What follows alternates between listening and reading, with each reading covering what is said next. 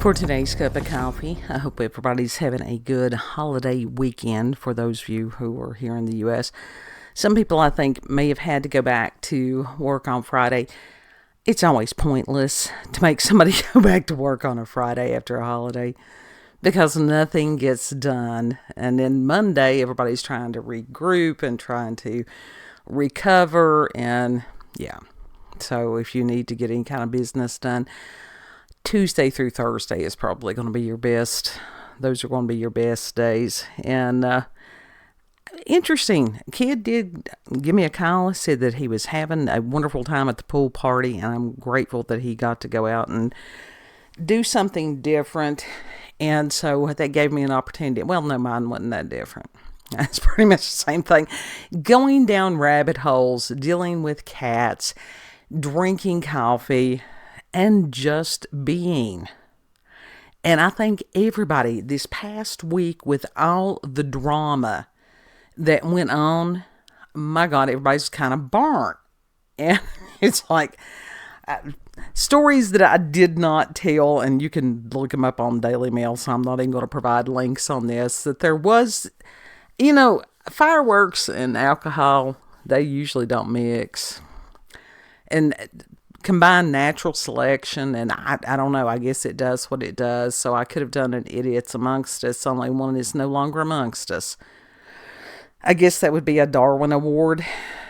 And God love him as his wife. And I don't know that she was that upset that he had dressed up in a brand new Uncle Sam costume, and that he had a lit firework that he had put on top of the top hat that he was wearing. And yeah, he's no longer amongst us. And the wife was quoted as saying he worked hard, he played hard. I guess she didn't put that he died hard. But yeah, the alcohol was a factor on that one. And maybe she's just a little relieved. I'm not saying that. And it's like prayers for this family, because I'm sure that would, but I don't know that it really surprised her.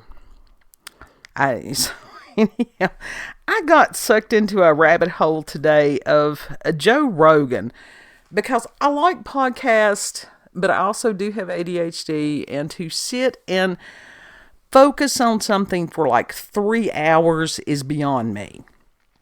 Now, for those of you all who can do that, God love you. That I certainly cannot. And so this one was that it said it was uploaded 9 days ago or whatever, and it was Jermey, Corbell, and George Knapp. And it was, I will put the link to this, it was Joe Rogan Experience number 2028. And I was listening to it, and I have issues with Jermey Corbell. Because, I don't know. Those of you all, if you want to sit there and go, Orlando, honey, it's just you. Yeah, he's wonderful. He's easy to listen to. He's another one, I think, that breathes through his ass. And God love Joe Rogan. Of course, he may have been token a little bit on this one too, and that may have been the reason he was chill. But Corbell just does not let people, he likes to hear himself quite frequently. George Knapp, I like. And please, if somebody knows dirt on George Knapp, leave me with some of the people that I admire. Don't go in, don't bust my bubble on this. But George Knapp is the one that Bob Lazar went to, because Knapp is an investigative journalist. And poor Bob Lazar, God love him. I pray for him frequently, because that man has been through hell. He has been used, and they discussed that in this episode, as far as he was sort of set up, that one of the reasons that he is still alive is that he was used as a tool for people to discredit other people who may come out with information about UFOs and UAPs. And I can easily see that. And so over the years, some of the things that Bob Lazar had said happened, or that he experienced and witnessed, has come into the realm of possibilities. Sit there and go, yeah, this is how this could be done. And I know that Corbell did a documentary with Lazar, and it's like, I was just infuriated. Kid and I both were infuriated after watching it, because Corbell is very disrespectful.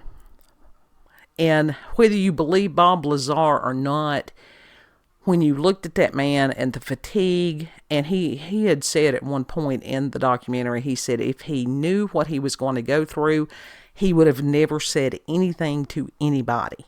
Some of these things become cautionary tales, and that they are used by they to prevent other people from becoming whistleblowers and coming forward. But during the this podcast of Joe Rogan's, they discussed a lot of different things. You know, why is it that the UFOs and stuff like that are not being revealed? Is it a matter of self-disclosure that's been going on? I think that Knapp had said for about 60 years that they're trying to sort of gently let people get used to the idea of extraterrestrials or different things like that. There's a lot of stuff that they discuss that's food for thought. And some of it's not pleasant. And I was trying to think, I think it was, his last name was Lear, and I can't remember what his his first name was. I had heard him, he was on, featured on Art Bell quite frequently, and he was talking about, he said, these beings are not friends to humanity. And that is one of the problems I have with Dr. Stephen Greer. He keeps talking about some of these ETs and stuff like that. And they're wonderful and they're benevolent and everything is lollipops and rainbows. And I'm not so sure. Because there's a lot of other people that have had other experiences to the contrary.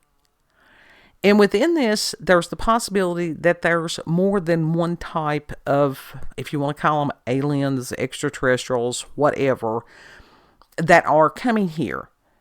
And it's like, why?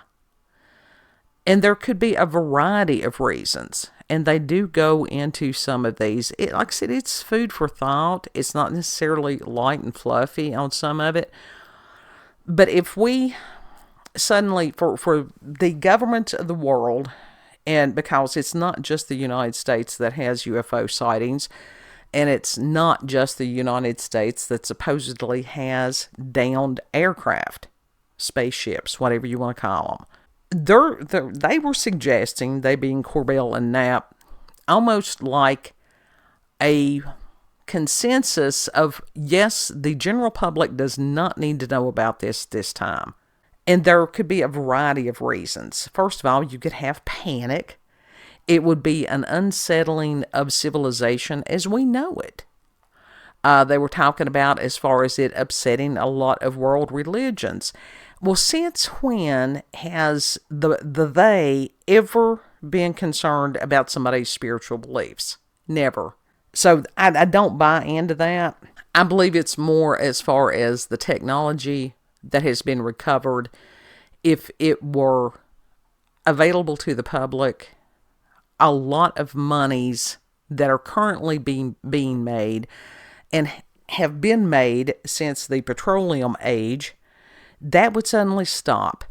And these stop oil people, they need to rethink some of this stuff, because people take things at surface level. It's not just the big corporations. It's the thousands of people who work in these industries. Everything, plastics are petroleum based. Do you know that there are people that don't know that? I know y'all know that, but there are other people that they don't get that. So all that would have to be shuffled. And that's the thing about some of the electric agenda, consensus, whatever you want to say, that's being pushed. People don't understand where the lithium for these batteries comes from. They also are not thinking about where the used batteries are going to go. Same thing with solar panels, different things like that. So it's one of those, dig a little deeper. Make sure that it's not just a matter of you trying to virtue signal on some of these things. it was a very interesting. I watched almost 2.5 hours of this. And then Corbell had said something about a date. And I thought, okay, when was this recorded? And it was actually released. Let's see, I don't know why my mouse is not working on me. It was actually released August the 30th of 2023. And I'm like, well, damn.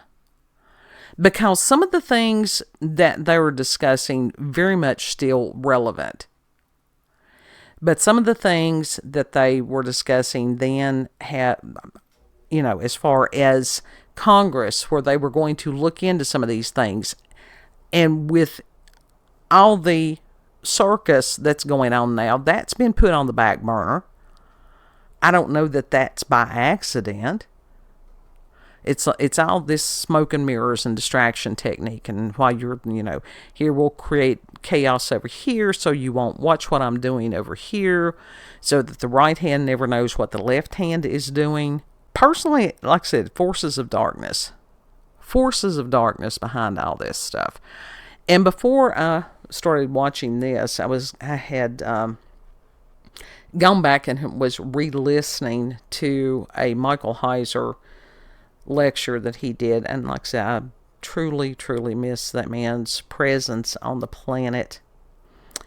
And I was trying to see if I could find it on this, and it's not showing up on my... Here it is. Where he had written a book that was called Reversing Hermon. I have listened to this, and again, this is one of these that's about 3 hours long, but somehow Heiser can hold my attention a whole lot better than Corbell can. Lots. Within Scripture, talking about Mount Hermon and these different places where, if you went as far as Lucifer, where he was cast down, there are some people that believe that was an actual event. And Heiser was one of them. And he goes in there and talks about the Nephilim and the Watchers. And even as far as the Antichrist, he wrote this book that's called Reversing Hermon. I've had it sitting on the shelf like many others that I've had for a very long time.